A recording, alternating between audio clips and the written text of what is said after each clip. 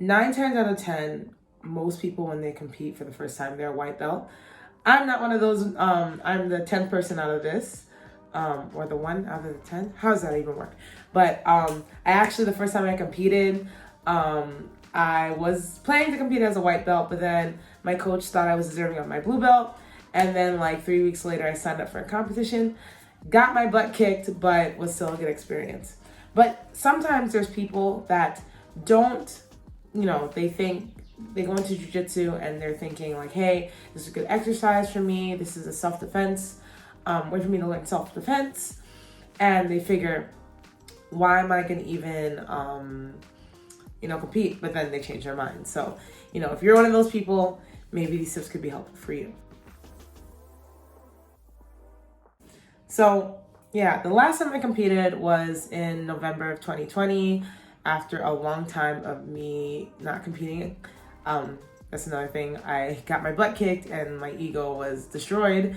And, after getting my purple belt, I was like, okay, time to go. Let me just try it. So, that last time I competed, I definitely made a lot of mistakes that, I think contributed to me losing. But nevertheless, there's always factors that could help you win, and there's always factors that will make you lose. You always want to be at your best time and your best mindset, best space, well prepared to be in a competition.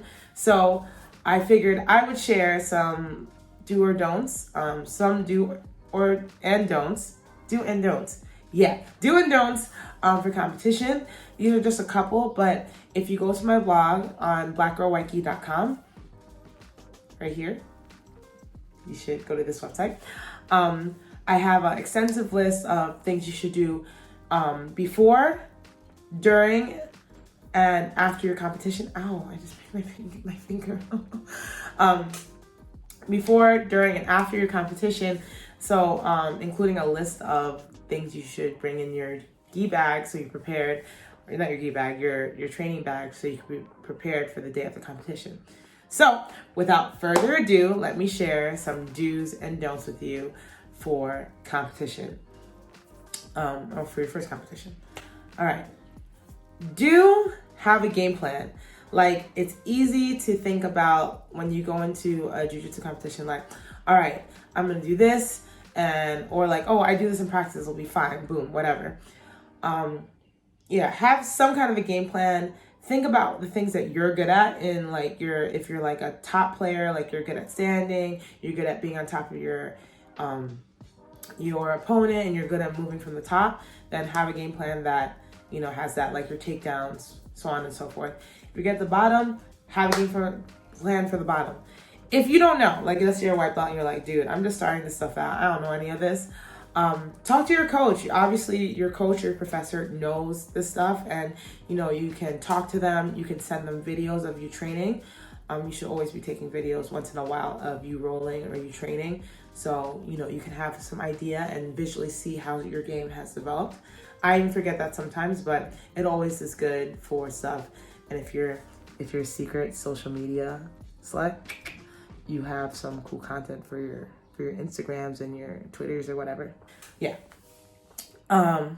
Okay. Next tip. This is something that I learned about. Don't, and I beg of you this, don't go to the competition too early. With a little asterisk, unless you have to weigh in. I did my weigh-in the day before the competition. My last competition, not the one in November.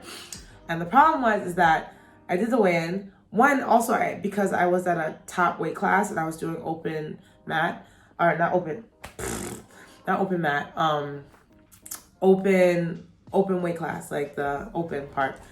I didn't have to weigh in. But, I was like hyped. I hadn't competed in like 3 years. I was like, yeah, we're going to go compete. Let me get there at 8 o'clock in the morning. And I'm going to be there, high five my teammates, cheer people on. The whole day I was running around the mats and like, yeah, go, screaming, eating in between, asking the organizers when the open was, which, rookie mistake. I should have known that the open is going to be later during the day, right? It's open. But anyway, and then by the time it was time for me to compete. I did one event, cool, but I was gassed. Partially because I was tired from the whole day. It was like literally, as I said, I got there at 8 o'clock. I did not compete until like 5:30. So like, and with the whole day of running around. So first competition, won on points, but still second competition, made a stupid mistake, got armbarred, broke my ego, and I felt stupid. Whatever. Just save your energy, get there when you can, like at least maybe 3 hours before your event. And of course, you're gonna be always checking, times, like if there is a website, you're checking the times, you're doing all this stuff. So you'll get there when you get there, but you'll have a general time if they're not running too late of when you're gonna compete. So always keep that in mind.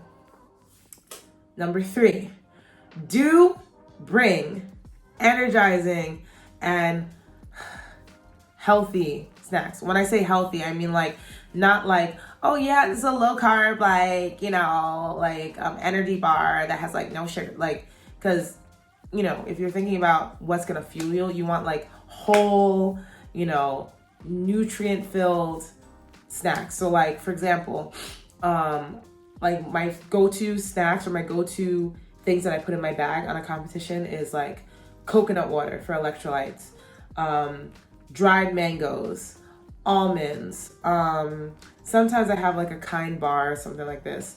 Bananas, so you don't be cramping. That goes along with the coconut water. What else? Those are like the main things that I bring. And sometimes you have a remix, like you see like maybe there's a protein. Always bring like a little satchel of protein. Yo, let me show you actually. Sorry about that. This thing here, it's life. It's I don't know if this is a Chinese brand, but this thing, these little satchel thingies. So I have this issue where I'll put protein in a protein cup, and obviously it like congeals at the bottom if it's a little damp or if there's any moisture. But this, it's not getting moist. You have your protein thing. It's one serving. You put it in. Boom, you're good. Shake that stuff up, and you can bring 2 or 3 of them, and you have multiple servings. Also, it saves money. Like I remember when I was in the States and I was competing in the States, they had snacks you could buy, but they're so expensive. Like obviously anytime you go to an event, people are trying to make money. So you're buying like some nasty food. And sometimes they have stuff they're athlete conscious and they're like, okay, athletes want protein bars and stuff. But you're gonna spend like $6 on a protein bar that's gonna cost you $2 if you bring it yourself. And 2, like they're obviously spectator conscious too. So they're gonna have hot dogs and all kinds of like spectator foods, and you don't want to be hungry there and like grab one of these foods and then your stomach's all messed up before you compete, and then you got bubble guts on the mat and you don't want anything embarrassing happening to you out there. So at least if you have your nutrient filled snacks in your bag, you could grab them. And also you don't want to be eating so heavy during a competition anyway. So you have your snacks, you eat a nice breakfast, maybe some oatmeal before your competition, and then after you compete, you have your snacks, you go after, you're like, yo, I rock that stuff. You can go for a nice meal and fill your face after the competition. So number 4, this is more so about, not really number 4, but don't be intimidated by the people you see in your weight class or in your events, like if it's open or in your weight class or whatever. Don't look at people's stripes and be like, okay, well, I'm a 1-stripe white belt. Oh, this girl is a 4-stripe, golden belt with stuff, and she's probably been competing all this time. Because you don't know people's standards. You don't know what gym standards are. Maybe she is really good, but you're also good. Like, what's the problem? You trained for this. You train to be the best you can at this competition. So what does it matter if this girl has more stripes or she's a little bit taller than you, or you saw her compete before and she has like a longer reach and she's like doing takedowns? Do you go? You came up with your game plan with your coach. You have it in your mind. You've been practicing hopefully for 2 months before the competition, at least 2 months before the competition. So just go in there, go with your game plan, adjust when you need to, and then that's that. You are the best. You got this. So don't worry about it. All right, next. Again, for during the mat, like after you slapped in, you saw that girl, you're like, or girl or guy, sorry, hi guys that are watching this too. I hope this is helpful information if you're competing for the first time too. But Like when the last tip was for before, you know, you're clapping on the mat, you shake your hand with your opponent, you shake hands with the ref. This is when you're on the mat. Open your ears to your coach. And also, this is again going with your game plan. Recognize your coach's voice. Listen for the directions that he's saying. Block out all the stuff because other people are going to be cheering for you. Hopefully you have good teammates. They're going to see you like, yo, kick her butt. Actually, side note, I really like cursing, but I'm really trying not to curse.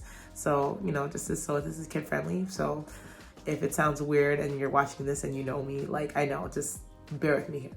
But anyway, people are going to be cheering for you, like, kick her and, you know, F her up, all that stuff. Listen, be mindful of your coach's voice so that voice will come in clear and you can hear the direction. So when your coach says, switch your hip to the left and you switch your hip to the right and, you know, you're like, you know, messed up in your own brain because obviously you're in the moment, right? Make sure that, you know, you're clear and you're understanding him. You have your game plan in mind and you're listening to his directions. And also he's going to be encouraging. I remember at my last competition, I switched my hip over. I'm sorry, I'm talking about hip switching, but my coach was like, hey, relax. You don't have to worry. She has to work now. So this is encouraging for you because you know that you don't have to scramble. You made your points. You don't need to worry about anything else. Sorry, excuse me. You don't have to worry about anything. You just have to chill. So this is very important while you're competing as well as obviously the technical direction that you need. Next, the competition got over it. It's over. You didn't win. Sometimes that happens. It's a reality. You are the best. You kick butt. But sometimes with points, with quick submissions, small, tiny mistakes, losses do happen. And you lost. It's part of life. It's part of the jiu-jitsu journey. Don't be down on yourself. Don't get frustrated. Don't get to a point where you look unsportsmanlike because you lost. Because I've seen that many times when I've gone to competitions. You did your best. It's a learning process. You can do better. You'll have a video. This is another thing that I put on my blog post about this, which you could go read in more extensively if you're interested in some more tips.